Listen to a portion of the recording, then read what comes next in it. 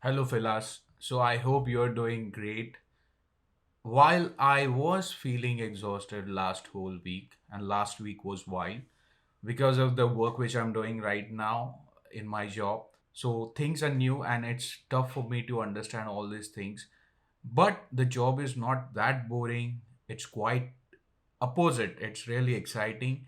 And I have to spend a lot of time to understand all these things, and it's really worth to spend such time. So right now my sleep cycle is out of order, my gym routine is out of order, but I'm still trying to keep it in aligned with my original routine, but I'm not forcing my body to do that. But let's see, eventually things will fall in order. I'm just hoping this, and I have this belief. So recently I was thinking about this thought of converting dreams into the reality. So, what exactly it takes to convert your dream into the reality?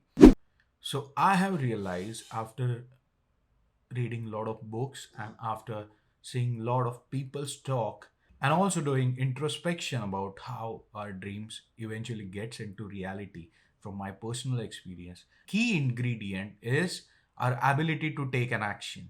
So I was looking specifically into this ability, how that has impacted a human being or a man to convert your dreams into the reality, how we have reached to our current success.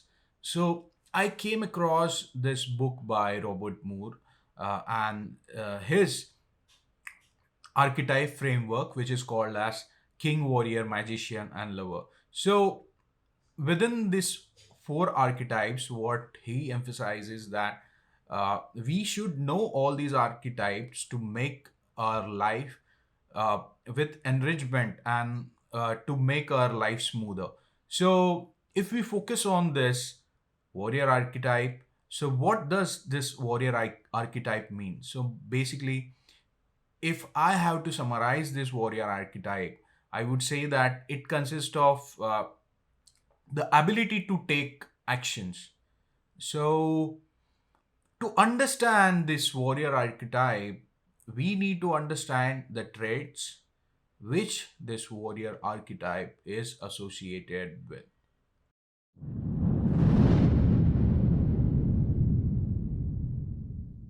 So, first trait is the action taker trait of this warrior archetype. So, when I say about action taker, is your ability to convert your dream into the first step of action, and it is about starting something which you always dream of. It's not something that you are keeping a continuous talk about it or you're just dreaming about it, but you're doing something about it. So that is what taking an action. So if I give you my example, like I still have a unrealistic goal of attaining a physical fitness which I'm not able to do due to various reasons, but still I have took action and I have changed a substantial uh, amount of my body, but I was never too hard on myself, so I couldn't attain my original goal. But still I took the action and I have reached to somewhere, and which I feel is really important. And I also understood more about how the success and failure cycle works when you are starting to take an action about something. So this trait is really important in your warrior energy, and if you are into the position of making projects or completing projects, this step is really needed in your warrior energy. Another trait is decisiveness. So when I say about decisiveness, I always think about your ability to take decisions. And those decisions could be a quick decision, and most of the times it could be a long-term decision. But you have to be decisive in terms of your work working style. It's not something that you're keeping on philosophizing things, or you're gathering too much of information, too much of resources to take an action or decision, but you have to be very quick and very crisp about taking your decision. It's not like gambling, but also it is like taking calculated risk and deciding what needs to be done.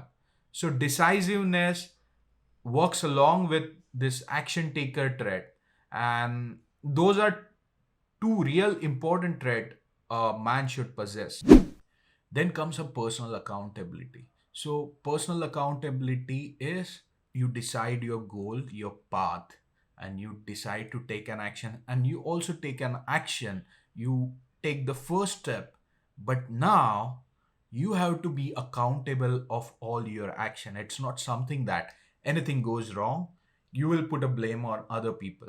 Now, in my culture, it's quite common that it is never encouraged to be a personal accountable, like encourage as in people never do that. People will always put blame on other, and because of that not many people are ready to take initiative. And we should start from ourselves, that having this uh, trait of personal accountability, which makes us more empowering. When you have this trait of personal accountability, people will rely on you and you also rely on yourself. Because if someone is planning to invest in your business or your project, people will at least believe that you have this kind of uh, grit, that you are accountable of what you speak and what you do. So then they will get more confidence on you, and once you do certain thing you also get confidence on yourself. So having personal accountability also adds up to your confidence. Fourth thing is defining and maintaining boundary. Now this is really crucial part uh, when you're defining and maintaining boundaries. So when I talk about boundaries, I'm not talking about a physical boundary or fences or neither cricket. So I'm talking about the virtual boundaries which we set for ourselves, and that can be defined as your ability to say no to certain things, and your ability to say yes to certain things, and your tolerance level. So defining this boundary initially feels kind of resistive. You may perceive it as arrogant, but believe me, you it's worth it, and people will also respect that, because everyone has their own personal space and no one likes their personal space to get invaded. So you should maintain your personal space. Now I try to maintain my personal space as much as possible. Sometimes I don't get that liberty to do that in public spaces, public transit, but whenever I have, I try to maintain my personal space.